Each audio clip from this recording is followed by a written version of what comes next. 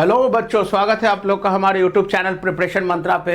आशा करते हैं कि आप लोग स्वस्थ होंगे, मस्त होंगे और अपने अपने पढ़ाई में एकदम व्यस्त होंगे। हम लोग केमिकल काइनेटिक्स क्लास 12 का टॉपिक शुरू किए हैं, मतलब चैप्टर शुरू किए हैं, और उसमें हम लोग पिछले क्लासेस में प्यारे बच्चों रेट ऑफ रिएक्शंस के बारे में जाने और साथ ही साथ हम लोग ये देखें कि कौन कौन से फैक्टर्स रेट ऑफ रिएक्शन को प्रभावित करेंगे, जिसमें दो फैक्टर्स आप लोग को पिछले क्लास में पढ़ा दिया गया था, जिसमें हम लोग बात किए नेचर ऑफ रिएक्टेंट के आधार पे। रिएक्टेंट के नेचर पे भी डिपेंड करता है रेट, कि किस तरह का रिएक्टेंट होना चाहिए, है ना, उसका फिजिकल स्टेट पे कि सॉलिड है, लिक्विड है कि गैस है, उसके सरफेस एरिया पे कि क्रिस्टलाइन सॉलिड है या पाउडर्ड सॉलिड है, और साथ ही साथ बॉन्ड एनर्जी पे। और सेकंड जो फैक्टर था उसमें कंसंट्रेशन ऑफ रिएक्टेंट की बात किए थे कि रिएक्टेंट के कंसंट्रेशन के घटने बढ़ने से रेट ऑफ रिएक्शन पे क्या असर पड़ता है। आज हम लोग क्या पढ़ने जा रहे हैं, आज हम लोग third factor rate of reaction को जो प्रभावित करता है, सबसे इंपॉर्टेंट फैक्टर जिससे बहुत तरह का सवाल आता है, वो पढ़ने जा रहे हैं। और वो थर्ड फैक्टर है टेम्परेचर। तो टेम्परेचर किस तरह से रेट ऑफ रिएक्शन को प्रभावित करता है, तो आप लोग को पता है कि अगर वही रिएक्शन, सेम रिएक्शन अगर लो टेम्परेचर पे शुरू करें या वही सेम रिएक्शन हाई टेम्परेचर पे शुरू करें, तो क्या दोनों ही केस में रेट सेम होगा या दोनों ही केस में रेट अलग होगा? क्या एक टेम्परेचर एक इंपॉर्टेंट रोल प्ले कर पाएगा? तो बिल्कुल आप लोग को बताते चले कि अलग अलग टेम्परेचर पे सेम ही रिएक्शन का रेट जो है वो अलग अलग होगा, है ना। यानी टेम्परेचर बढ़ने से रेट ऑफ रिएक्शन जो है वो बढ़ जाता है। यानी जैसे जैसे टेम्परेचर बढ़ाएंगे रेट ऑफ रिएक्शन भी आप लोग का बढ़ेगा। और ऐसा ऑब्जर्व किया गया है कि हर एक 10 डिग्री सेल्सियस राइज अगर करेगा टेम्परेचर, तो हर एक 10 degree Celsius rise in temperature में रेट क्या होगा, पहले वाला रेट का दुगना या तिगुना हो जाएगा। और उसको हम लोग टेम्परेचर कोफिशिएंट से रिप्रेजेंट करते हैं। तो आइए यहां पे हम लोग क्या देख रहे हैं, यहां पे हम लोग देख रहे हैं कि किस तरह से आप लोग का रेट जो है वो दुगना या तिगना होगा।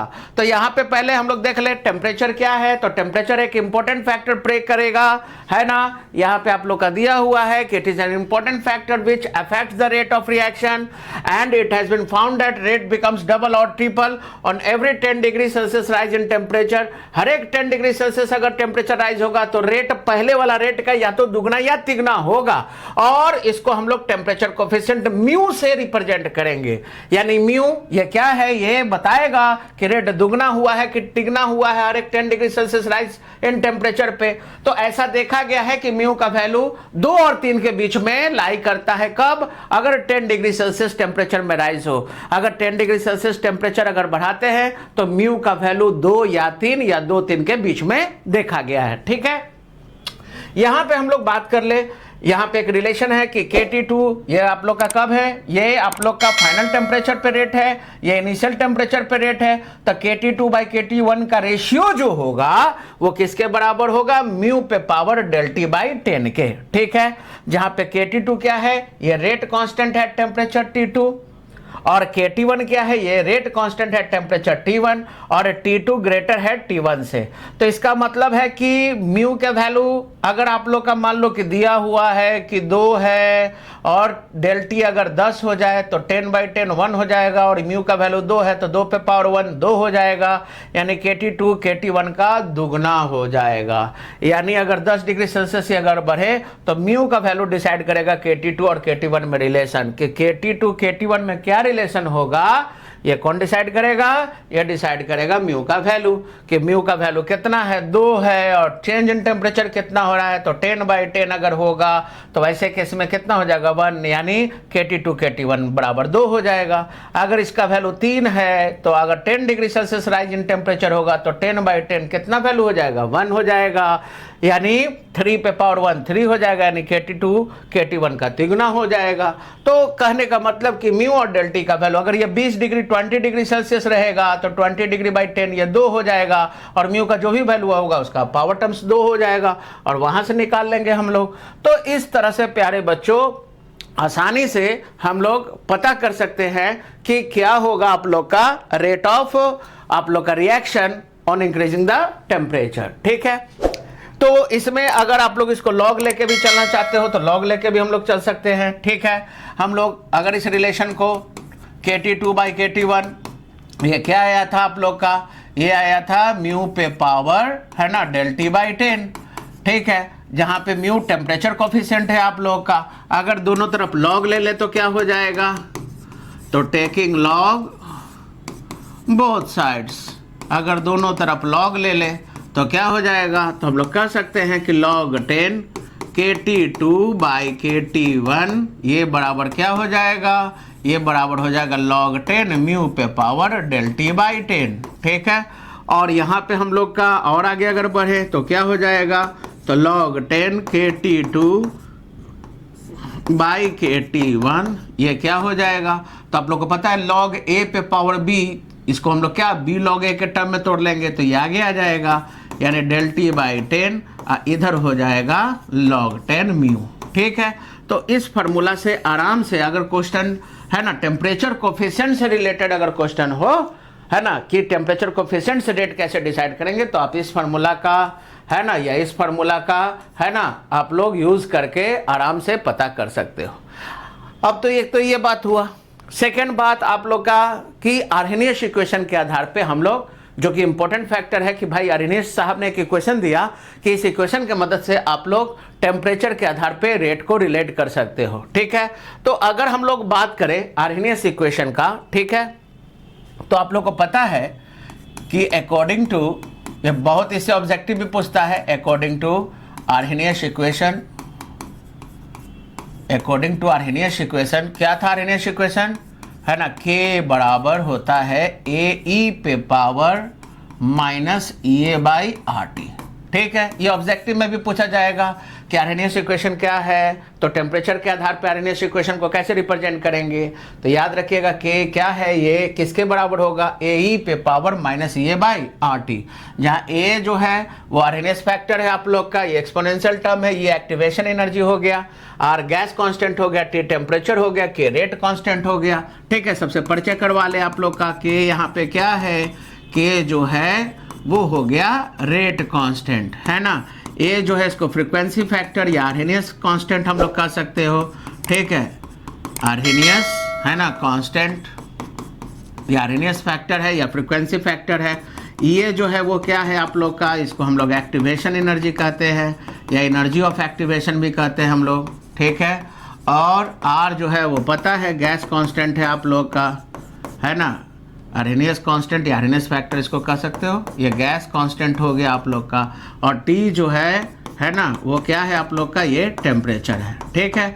तो अब अगर मान लो कि यहाँ पे तो इस वैल्यू के आधार पे हम लोग काम करेंगे, नहीं तो अगर दोनों तरफ हम लोग क्या ले ले, लॉग ले ले, तो लॉग के टर्म में इसको हम लोग कैसे रिप्रेजेंट करेंगे, है ना। तो अगर इसको हम लोग टेकिंग लॉग, है ना, बोथ साइड्स, अगर लॉग ले ले, ठीक है, तो जाहिर बात है कि यहाँ पे अगर नेचुरल लॉग के टर्म में अगर रिप्रेजेंट करें यानी बेस वैल्यू ई ही रहने दे, तो वैसे केस में क्या हो जाएगा, तो अगर लॉग लेंगे तो ये क्या हो जाएगा, लॉग ई, है ना, बेस वैल्यू 10 नहीं लिया अभी, लॉग ई के ये बराबर हो जाएगा लॉग ई, इधर है ए ई पे पावर माइनस ई बाई क्या RT, और इसको आगे बढ़ाते हैं तो ये क्या हो जाएगा आप लोग का, यानी ये हो जाएगा log E के, ये बराबर क्या हो जाएगा, ये log A इंटू बी के टर्म में टूटेगा, तो log A इंटू बी कैसे टूटेगा, log A plus log B के टर्म में टूट जाएगा, तो ये हो जाएगा हमारा log E,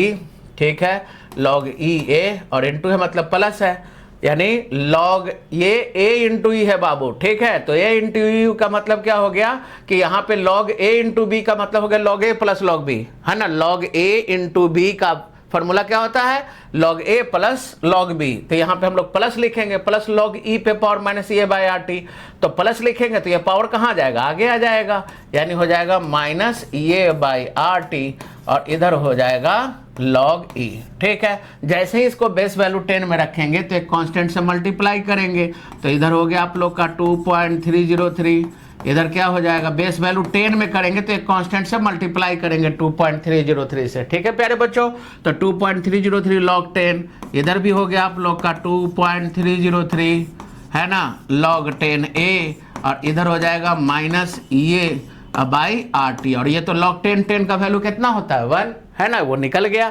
अब इधर क्या होगा, अगर 2.303 से अगर मान लो कि क्या करे, डिवाइड कर दे सब में, तो ये कितना हो जाएगा, या इसी को ले जाएंगे इधर तो दोनों तरफ जाएगा, 2.303 से डिवाइड करेंगे तो इसको हम लोग लिख सकते हैं कि log 10k ये बराबर क्या होगा, तो इधर भी आप लोग का बच गया सिर्फ log 10a और इधर हो गया माइनस EA बाई 2.303 RT। ठीक है, तो ये एक फॉर्मूला हम लोग को मिल गया कि log 10k ये किसके बराबर होगा, log 10a minus EA by 2.303 क्या RT, इसके बराबर आ जाएगा प्यारे बच्चों। ठीक है, अब यहाँ पे आप लोग तो जान रहे हो कि अगर एक्टिवेशन एनर्जी, यहाँ पे ये ध्यान रखना, ये एक इंपॉर्टेंट फॉर्मूला आ गया कि अगर एक्टिवेशन एनर्जी का वैल्यू, ठीक है, अगर एक्टिवेशन एनर्जी का वैल्यू 0 हो जाए, है ना, तो एक्टिवेशन एनर्जी का वैल्यू अगर 0 हो जाए तो वैसे केस में क्या हो जाएगा, आप लोग का पूरा 0 हो जाएगा।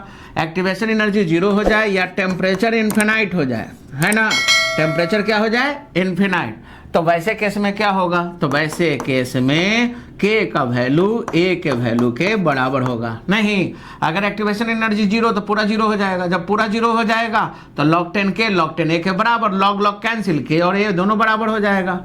या फिर अगर टेम्परेचर इन्फिनाइट हो जाएगा तो पूरे का वैल्यू 0 हो जाएगा और k और a दोनों बराबर होगा। तो याद रखिएगा कि k का वैल्यू a के बराबर कब होगा, यानी रेट कांस्टेंट आर्हेनियस फैक्टर जो है या फ्रीक्वेंसी फैक्टर है उसके बराबर कब होगा, दो केसेस में, या तो एक्टिवेशन एनर्जी 0 हो जाए या फिर टेम्परेचर इन्फिनाइट हो जाए।